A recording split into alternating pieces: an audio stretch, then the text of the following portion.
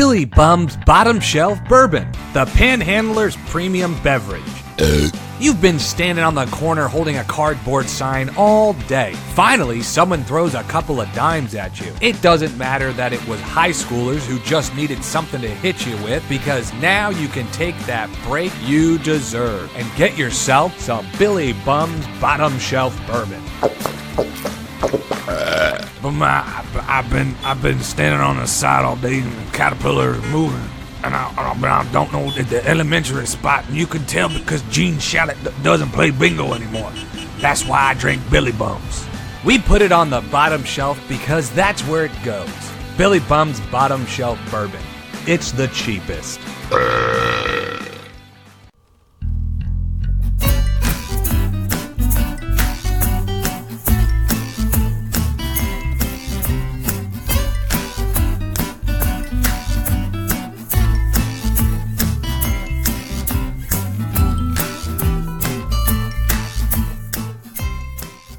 Hello and cracking another thank you, Road Soda. On this episode, there's asbestos in the baby powder, monkeys are eating rat bananas, and dolphins can love too. I'm Isaiah Cooper. With me on this episode is Patrick. That's Patrick. It's like two different names put together, like Bob Rick, Dick Rick. He's not with us in this intro here, but he is with us in our segments. We had a shortened episode this week. It's a little shorter than usual due to an unexpected residency move. But here's our episode. As always, you can always expect to be cracking a Road Soda every Monday. If you want to call into the show's answering machine and leave a message, you can call into 706-200-1213. Again, 706-200-1213, and leave a message. We love hearing those. And if you ever write into the show, you can write into the show roadsodamail@gmail.com. Again, that's roadsodamail@gmail.com. Really fun episode. Last week we dug into some Craigslist stuff, and this week we touched on it again. Some really great things came out of the Craigslist stuff, so I hope that you listen all the way through. But first, how about another sweet word from our sponsors?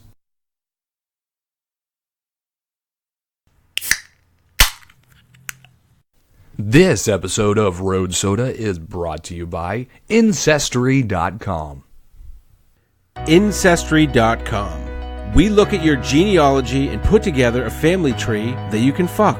Developed in Kentucky to mitigate the negative outcomes of inbreeding, Ancestry.com is now helping people globally keep it in the family. Our team of Appalachian scientists know just which branch you can swing to without spoiling the fruit. I always have papers for my cousin Shirley, but I was worried about what they say about your kids coming out dumb. But Ancestry.com built my family tree and showed me that Shirley is sterile. Woohoo! Thanks, Ancestry.com. Ancestry.com. Incest done right.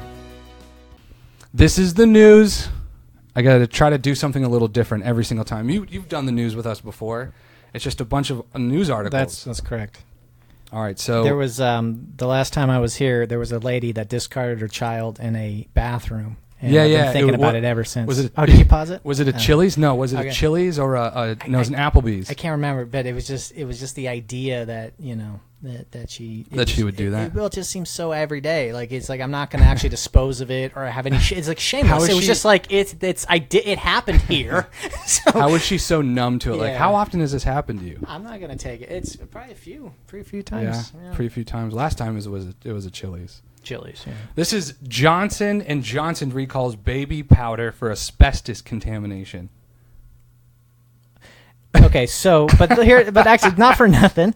I don't think asbestos on your butt is harmful. Right. But it is basically atomized when it's like powder, so it's going to be in the air as you're like putting it on and like lathering up your hands. So if they put a warning label that says "Hold your breath while applying," well, that's what they did. Let's read the article.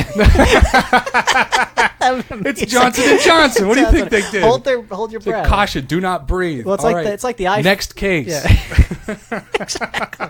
Next. It's the next. All right. How will you solve the other problem? Turns out that all they're saying there's whale semen in all the lotion. I say I don't have a response to that. See, I was gonna go with this is catching fire. Wear a hazmat suit. Where has next? Exactly. Okay. I was trying to stick on the Johnson and Johnson's brand. What do they have that might catch fire? So asbestos. As far as I know, it's really not that big a deal with asbestos. You have to have prolonged exposure. So, right. It showed. Yeah, it's so crazy because how? Let me ask you this: how do you think asbestos even gets into like baby powder? Why? Because it just looks like baby powder. Like they make them next to each other in the same fucking factory. No, this is my thing. Remember the big recall of asbestos? Right? Okay. You couldn't even dispose of it properly. It became this big taboo of like, we gotta get asbestos out of the walls. But then what do you do with it? I don't know. Can we throw it in the ocean? No. Like so you can't. I know, right? Bunch of I bet you there was a big warehouse filled with it, and they're like, you know what? If we only put in like a tablespoon, it'll be like just to get filler. rid of it. Like we're just kind of, it's a product. It's kind of like what P.T. Barnum did with that white You're tuna telling fish. me they just need to get rid of it? Yeah, if it's so small, who's gonna test it? Like like we'll just like they were like how they're putting and they go, I'm not putting asbestos in my product. It's like, dude, it's like a penny, and they're like, well, we'll take 10 tons. Yeah, I'll take it. Exactly. What is it like the yoga mats in the Subway bread? Did you hear about that? Like there's an ingredient in yoga mats that was also in the bread. But see, that itself isn't illicit, because if that ingredient was wheat, then I would go, because you could put wheat in a yoga mat. I think the reason it was a story is because it's only supposed to be in yoga mats. Yeah, exactly. Why are we putting wheat in our bread for? That's got gluten in it. Why are you putting wheat in yoga mats? You're supposed to be punishing gluten by doing yoga on it. Right. Yeah. Is that what it is? That's what That was actually how they solved the case. That's what they said. That was their angle. But asbestos, I'd put asbestos on a kid's butt. I don't think that would hurt my feelings, or I would get too scared. Right. Because isn't that what baby powder... I'm sorry, correct me if I'm wrong. Baby powder's for butts. Chafing, yes. Yeah. Prevent chafing. It makes a dry, gliding, kind of frictionless environment. I say it's fine for butts. I just say asbestos, don't breathe in. You heard it. Asbestos fine for butts. That dude, my Suncoast, it's like the local news station, has the best fucking articles. I find most of them there. This one says, "How romantic." That's my own that's my own little title. But this comes to us from my Suncoast of weather. Mother gives birth in laundry room by candlelight during tornado. Okay, I've been there. You've been there? Listen, I've literally not kidding you. So, do you remember Hurricane Andrew? Were you alive for that? I know you're considerably younger than I am. I wasn't living here for that. So we had a friend that was in Miami, and she was pregnant. She was going to have her kid, and my parents were born again Christians or whatever that is, so they didn't go to hospitals. Right. So we went to Miami around that time to wait for the kid to be born, because it should have been there's like a 2-week window. Hurricane Andrew hit, so our power was out. And literally, she gave birth during Hurricane Andrew. And you were there helping? And no. Wait, I mean, I was there, but they didn't let me help because I think it's evil to see a vagina. Yeah, it is Christian. But let me guess. They named the kid Andrew. Yes, yes, exactly. Everyone had the same clever idea. We should name him Andrew. And that's his name, so that he can tell his. Which I'm sure he never tells the story. I bet he hates that. Like, what's your name, Andrew? Is there a story? If anyone ever was like, "Is there a story about it?" He'd be, "No, there's no fucking story. I hate this. My parents have been telling it." He grew up to be a writer because he resented that terrible story so bad. He goes by his middle name, which I don't believe is Logan. Logan. So he's a Logan now. He's a Logan, dude, just so he doesn't have to tell. But that's the thing. Nobody's ever going to ask him, why are you named Andrew? It's such a regular fucking name. Unless their parents are around. They're like, you want to know what? Remember Hurricane Andrew? That's when, Andrew was born. So that happens. So that, to me, that's every day. That kind of like having, so. Yeah, they were in Texas. It's just like, Was it on purpose? They wanted to. Yeah, they waited for it. It's called a tornado birth. The tornado actually sucks it out. Nice. It's a Native American thing. You should read the article. This one is head first. And then you'll see why head first. Okay. Rat-eating monkeys in Malaysia stun scientists. And there's the reason is because there's a picture of the monkey. It's a macaque holding a rat in its hand like it's a banana. and eating it like it's a banana head first. Why does that stun them? He's eating it like a cobra would. Like a cobra? You go with the hairline.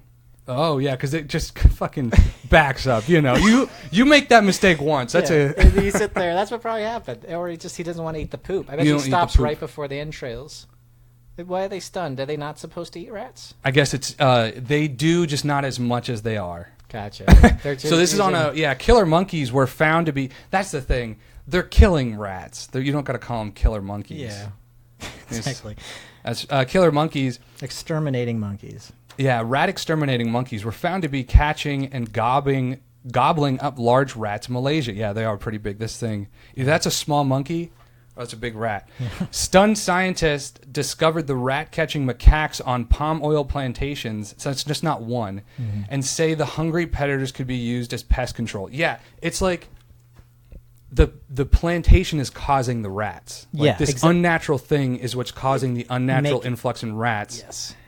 And now the monkeys are forced to eat the rats because I guarantee the rats are eating the same foods the monkeys are, like fucking fruits and shit. Or they're in such abundance that it's easier for them to eat the rats now than what anything else available. They can just sit there and a rat will happen by. Plus they get that like rat pump, you know? You start feeling like all jacked up from all the rat. I hope so. I'll eat. Yeah. You've never gotten rat pumps before? No. It's this product they sell at GNC, rat pump. Rat pump. It is. I like that they make it a boon of like, how can we exploit this? So nature is creating this unnatural behavior, and they're like, we can exploit it. Why don't we hire macaques out to farms? There's some awful like company like Johnson & Johnson that's got their own like palm oil plantation, and they're like, go see how much they want for those monkeys. Buy all the babies from all those monkeys and bring them to the plantation in Wisconsin. Get the rat population. That's a new species of rat. All right, so there's only there's 3 more left, and I'm going to read you my titles, and then just want you to choose from one of those. The Canadians ? Musknet or Can't Rap No Words. We gotta do the Canadians. Right, Canadians ? I honestly don't remember any of these. I can answer the question, I'm sure. Okay, look, the Canadians watch a real-life invisibility cloak designed for military use. First line. Canada's hyper-stealth biotechnology already manufactures camouflage uniforms for militaries across the globe. And I said, the Canadians? Yeah. We don't want to stay. We are very self-conscious about standing in someone's way when they're shooting. We didn't even think of military we're just like, someone sometimes needs to read something behind us. Why not wear a suit? You should just be invisible. That makes us invisible. It's best if you're just not in anyone's line of sight. It's the Americans that are going, hey, I got an idea. We could shoot somebody. Now we can use it to shoot people. Yeah. That was the most. I didn't know they did any. I didn't know they. But there are 2 great museums in Canada, and you're probably not going to think that either exist, but they do, and they're fantastic. They're in Ottawa if you're ever there. And one is the National War Museum, and the other one's their National Space Museum. Right. And you wouldn't think. Let me guess. That one is real. They're both small. The war one is gigantic. The space one's pretty small. But no, it's actually gigantic, and you learn that they've been the Canadian perception is actually an American opinion that the world has. It's not them. Really? They've been a part of tons of wars. Well, no, they now, because they watch our TV, they now believe it. They just go, I guess we're just passive and polite, but they're not. No, Canadians are. That's not their quality. It's just when you watch American television and we make Canadians yokels. They show, hey, nice to meet you. Because they are the yokels to the north and the Mexicans to the south. You'll be so disappointed. Any expat in Canada is like, I was really disappointed. People are not. Well, you heard it here first, everybody. Canadians aren't pussies. They're just like everywhere else you go, as far as I know. As far as warring goes. Yeah, but we do the best, right? We're the best at war, America. The U.S., oh yeah. I mean, if because we decide what the metrics are, you always will do the best. Yeah, we are. We do that. We do both. Yeah. We're the best at both. But the best at war, technically, is probably France, and they have the worst reputation. That's probably why. How is France going to be the best at war? They have pretty much the highest success record. It's over like 70% in wars that they've been in. So they're just choosing. They're afraid. They're not going after those wars. They shitty in World War II, and we accentuate World War II. So now they look like whole world because they were terrible. That was a good one. World War II was a good one. That was the big one. Yeah. Sorry. See how good that was? See, that was a fun news segment, right? No. Why not? I'm just giving facts. Well, this isn't about you, so how about that? Hey, new clubs again, Bob? You just got a new set. That class action lawsuit I was a part of just settled. Oh, really? Which one? The one involving red Toyota Corollas. But you drive a Lincoln. Exactly. You gotta call these guys and get in on the action. Class action now. There are so many class action lawsuits. If you haven't settled with one yet, you are missing out. That's why we are here. Class Action Now, matching real people with real class action lawsuits. If you or someone you know has ever eaten too much at a Golden Corral, or felt ridiculed for your film purchases checking out at a Holiday Inn, or been groped by a priest in Vermont or Pennsylvania, coming soon, Ohio, or been sexually harassed by Donald Trump, or did that tweet from Stephen A. Johnson spoil the ending of Game of Thrones for you? Then log on and fill out our short survey, and we will match you with class action lawsuits that fit you. Remember, if you're not settling, you're losing. Class Action Now.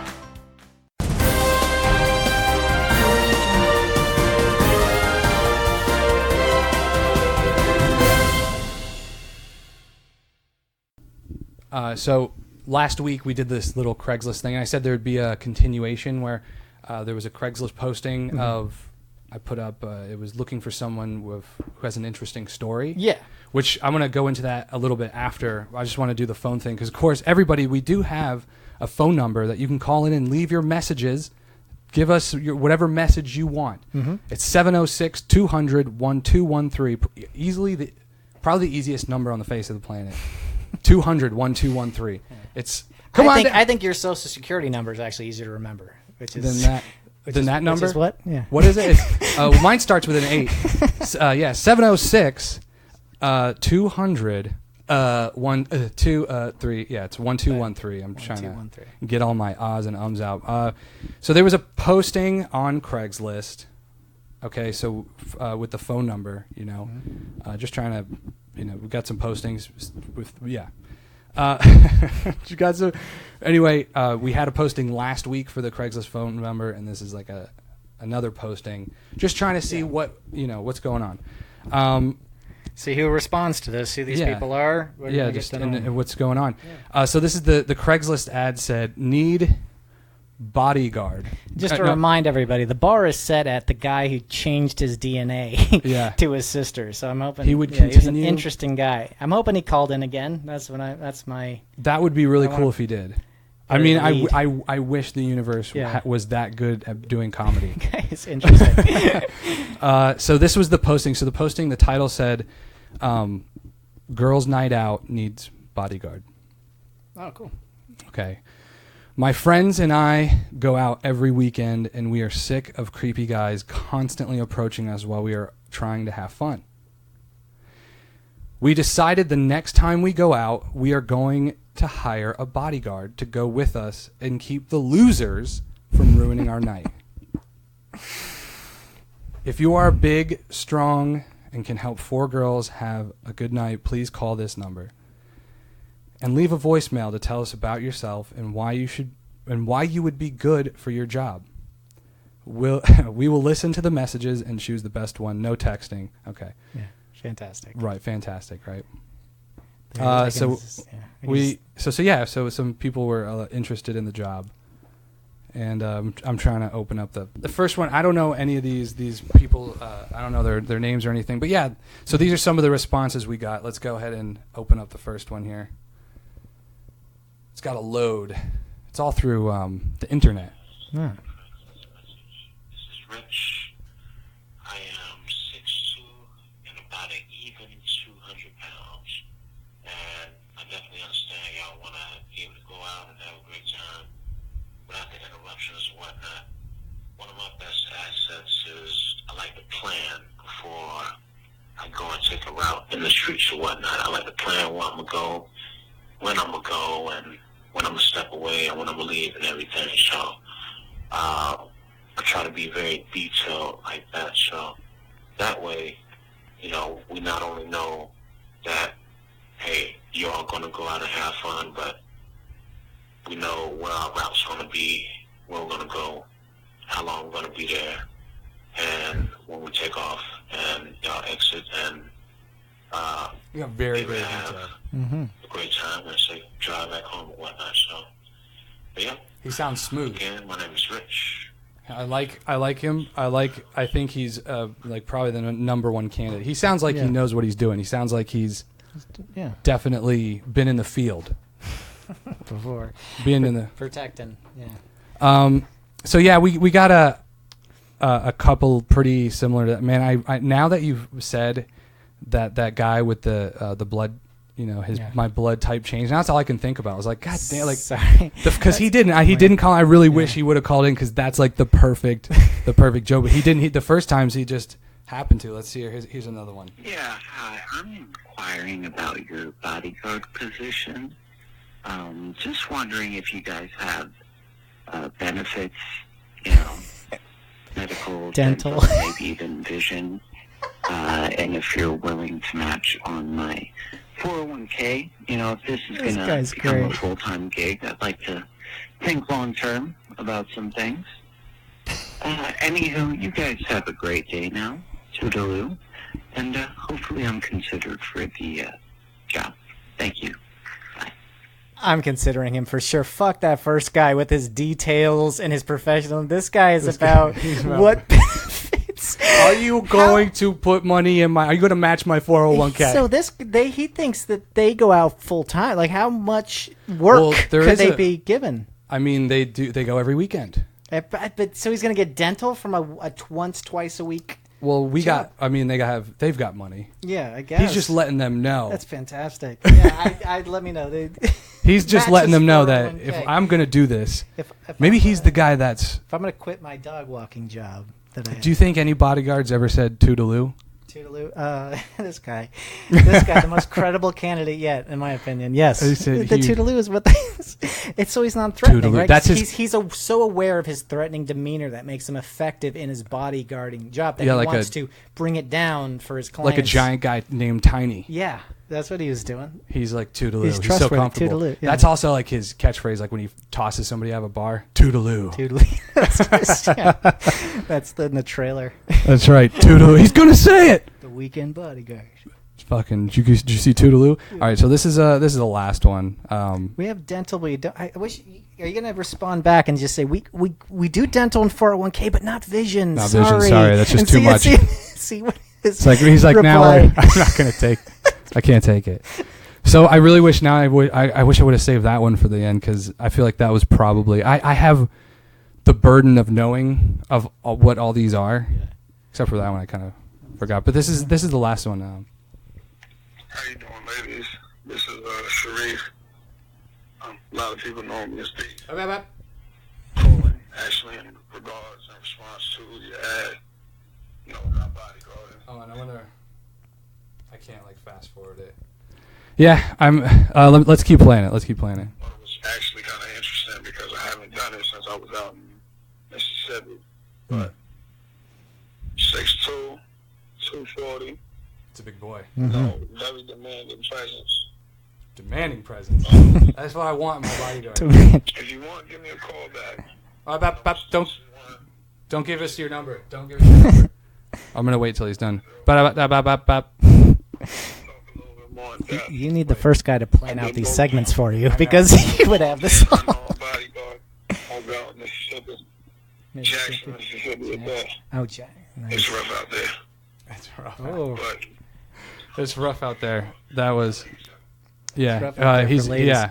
Well, so that guy condemns all of Jackson, Mississippi. That's not if you're looking to go out and not be hassled, don't go to Jackson, Mississippi. Well, I mean, when he's there, it's like he demands. It's like what's that movie with it's Roadhouse. It's like Roadhouse. He's like the best in the biz. Yeah. We're basically just looking for our Roadhouse. I like that. I did not foresee that their credentials were going to be what shitty area you've survived. Yeah, I mean that's what he was using. He's just like Jackson. If I've survived that, shit. I'll survive anything in goddamn, it's rough out there, man. He said Florida, right? He did say it's rough. Yeah. So that is, I don't know. The thing is, now we're just gonna, keep seeing what fruitful things Craigslist brings us, right? Mm-hmm. And so I did say the last time, a long time ago, probably episode like 70 or something, we did this ad. And like I said, we interviewed somebody who was a phone sex operator. And that was a really cool interview. Her name was Summer XXX. I think it's like episode 76 or something. Is the sex figurative in phone sex? Just really, I mean, this is a completely honest question. Someone comes. Well, how do you define sex? I thought sex, was the making a kid. Right. Is that not what sex is? I guess maybe they're just misconstruing. So you would say this is just masturbation?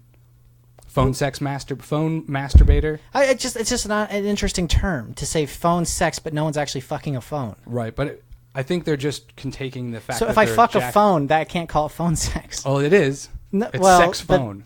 But people will be confused. Well, figure it out. I don't know. I don't know what you want from me, man. I'm just taking it literally. I don't know why it's called phone sex.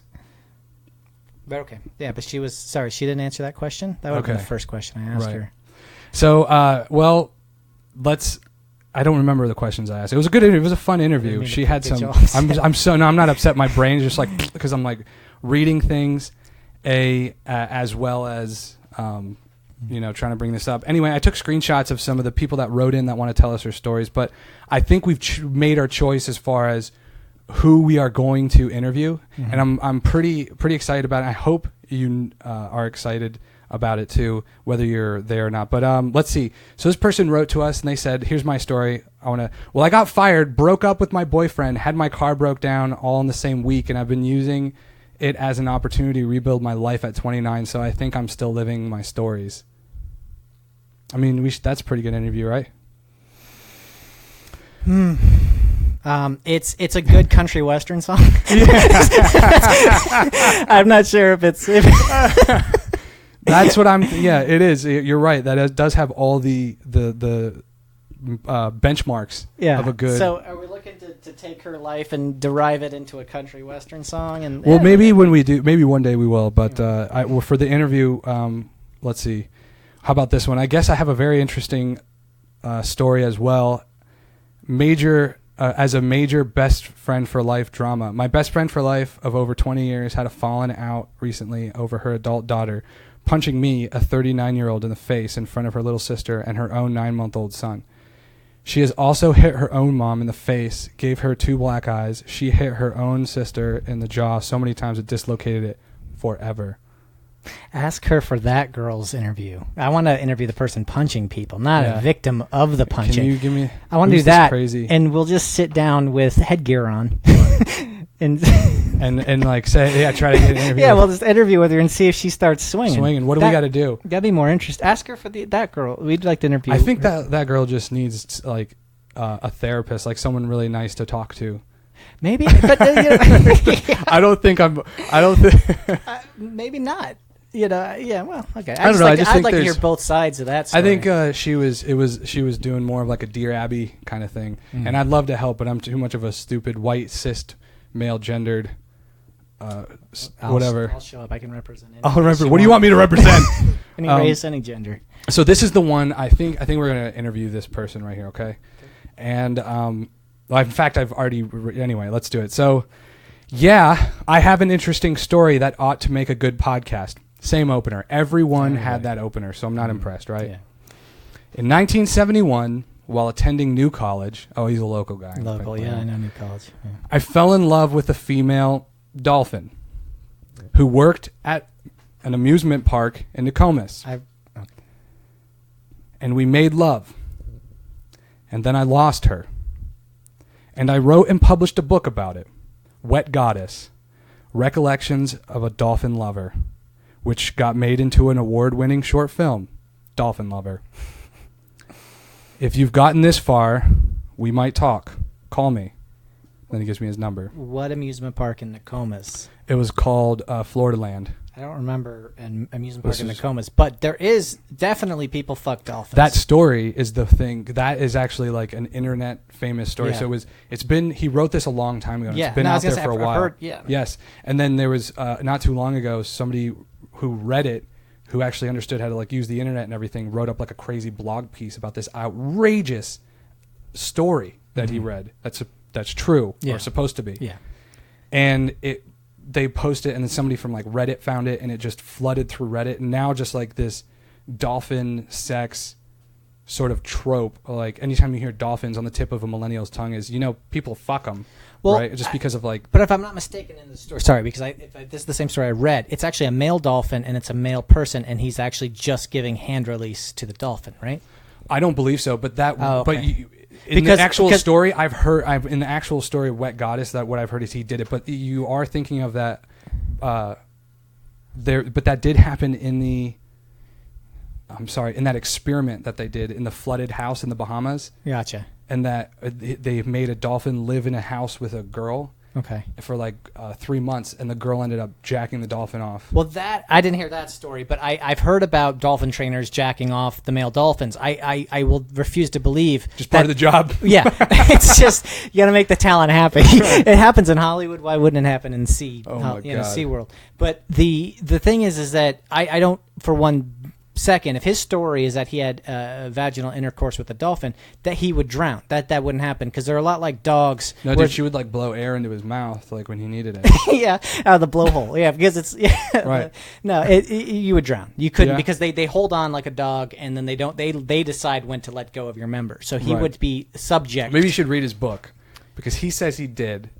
Okay. He said it was in the shallow water. Yeah. About 2 to 3 feet of water, and she would lay on her side. Well, maybe, and he had a breathing apparatus. No, they don't. But I've seen dolphins have sex. David Attenborough makes some really dirty movies. I don't know if you've ever seen them. They're also really smart. Maybe sometimes they want to have sex on their side. So the dolphin goes, let's have sex human style, because it's kinky. It's like doggy style. It's like humans like to do it like a dog. Yeah. So for the dolphins, it's like, let's do it human style. Let's do it human style. Well, I have a hard time believing that, but I do believe that, you could definitely jack off a male dolphin, and I think he would thank you for it. And you know what? Yeah. I think we're going to find out for ourselves, because I definitely reached out to that guy, because I really, really want to. And he says he's a real person. He's a safe guy you can look his name up. And that was the first thing I did when I went and Googled it. And this is the name of the guy that wrote this book. Yeah. What did I do with his name? Well, did he link to the short film on YouTube? No, that would have been really funny. His name is like Michael something. And he actually just emailed me back a little bit ago. So we'll see how. I just haven't read it yet. So I'm hoping that he doesn't think that I'm going to like make fun of him. I mean, he knows what he did is fucking wacky. Like, there's no way that like he lives a life where he's like. What makes it wacky?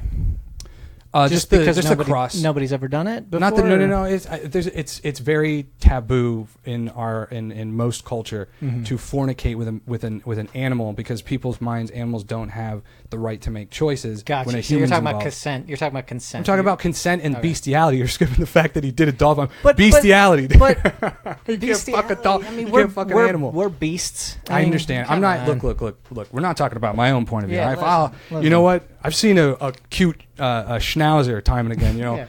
But like, the angle is a cultural thing. Okay. In America, it is taboo and he wrote a book about it. It's interesting that he's parroting it. Yeah, like I would like to know his motivation for why he wants to be known as the dolphin fucker. Because he's trying to, his mission is to try to show it's not so it's not so crazy as you think. They're very intelligent. He made the decision. She made the decision. There was real love. I think that's what he's really trying to portray, is that there was real love, and that's my I want to interview him and not belittle him. I don't want to make fun of him, you never would, because honestly, I like that, because he's saying that there was real love. So this is the thing: it's weird to me that as a human being that people would judge real love that he feels he had with his dolphin sex, when we have non-love, casual, degrading sex with humans, and that's fine. Yeah. So I mean, but they made a choice. They said, "Yeah, I guess I'll fuck you." And so that's the whole thing. Yeah, that's what I'm saying. It's back to consent. Right. So everyone's consent is worried about. He's trying to prove that dolphins can give consent. I think he must have. I'm assuming he did it in the water. That they didn't bring the dolphin into a bed. So that's the dolphin's domain. I would think you could make an argument that it's the dolphin's domain, and that honestly, you probably would not be able to bend a dolphin to your will. Yeah, I think they're pretty strong. It seems like they're just one big muscle. And I don't know where the bones are in a dolphin. Unless his story involves bribing him with a fish or something. But I think the dolphin would know. I just have to jump through a hoop to get a fish. Like I don't have to. I don't have to do any new tricks. Oh, dude, he really sent me. I have Skype. I use PayPal and Zelle. Sweet. Yeah, his name is Malcolm Brenner. So you can Google it if you want. But it is real. It's a real movie. It's everything. And there was really a sea park in Nokomis. It must have been back in the 70s. Must have been. Maybe they thought Nokomis was going to be the big town. Maybe, you never know, man. They've been wrong lots. I'm pretty excited about that segment next week. Or hopefully we get an interview with him this week. I don't want to say it's absolutely next episode, but I want to do that interview. That would be a lot of fun to do. Yeah. No, there's no reason not to. That's a good interview. There's no reason not to. This episode of Road Soda is brought to you by Smuggle Buddy, the #1 smuggling app. Download Smuggle Buddy and easily smuggle everything. Drugs, people, and drugs in people. With Smuggle Buddy, tracking your paraphernalia has never been easier. Know what's on the ground, in the air, and in the toilets at all times. Expense tracking, airfare, supplies like baggies and laxatives, all at your fingertips. I'm a mule, and I risk death every day from a rupturing drug-filled condom in my stomach. The last thing I need is a missed payment from my coyote. For mules, Smuggle Buddy is a game changer. Mules can pair with dealers and coyotes, track frequent flyer miles, and with the seamless payment feature, you will have your money before the last baggie hits the toilet water. Thanks, Smuggle Buddy! Smuggle Buddy, your one-stop shop for smuggling solutions. A Popco brand.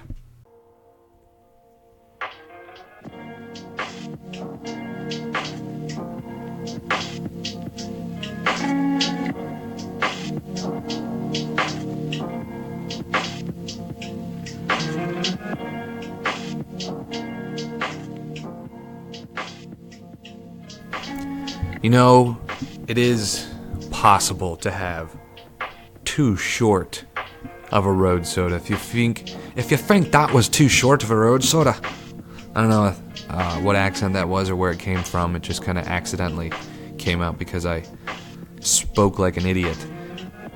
I hope you enjoyed this episode. What did we learn today as this episode just floated on by?